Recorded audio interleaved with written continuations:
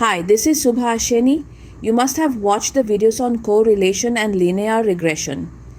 In this video, let's learn what is the process to use these two concepts in a project of data science or ML today. We are going to break down the process into clear, manageable steps. First up, we have exploratory data analysis. You can see the video explaining this. This is mostly a univariate analysis of each variable for data exploration and descriptive statistics. Imagine having a sea of data in front of you. Where do you start? By getting to know your data, of course. You'll be calculating the minimum, maximum, mean, median, and standard deviation, essentially understanding the strengths and weaknesses of each column or variable in your data. The second step to knowing your data is bivariate analysis, by graphs and charts. This process is called visualization and helps understand how the y variable is related to each of the x variables. Next, we move on to correlation analysis. Now that you've acquainted yourself with your data, it's time to identify potential relationships within it.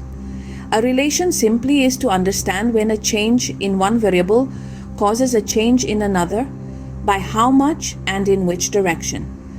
Do check the earlier video on correlation. Using the correlation analysis, you can find out if two variables move in sync or in opposite directions.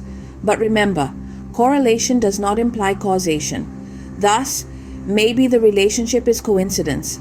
It's like observing an increase in ice cream sales and sunburns during summer, but not attributing one to the other. The third step is linear regression analysis. If a strong correlation is observed, and you wish to delve deeper to understand which variable and in which proportion will help you calculate the exact value of the y variable, linear regression is your tool. It's like wearing a detective hat and determining how one variable affects another. For instance, predicting the change in grades based on the amount of studying. Fourthly, we have model evaluation and interpretation. This is very important to create a long-term solution. You've built a regression model, but how good is it? This step involves assessing the quality of your model and ensuring its reliability. This process is called testing. It's like reviewing your homework for errors. It's crucial to interpret the results correctly to understand what those numbers and graphs are communicating. Finally, we arrive at model improvement and validation. A decent model is good, but can it be better? Perhaps there are overlooked factors or certain adjustments that can enhance accuracy. This step involves refining your model and ensuring its robustness.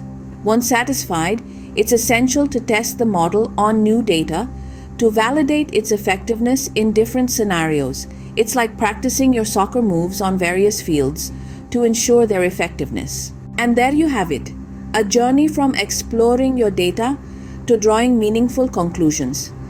Remember, the world of data analysis thrives on curiosity and problem solving.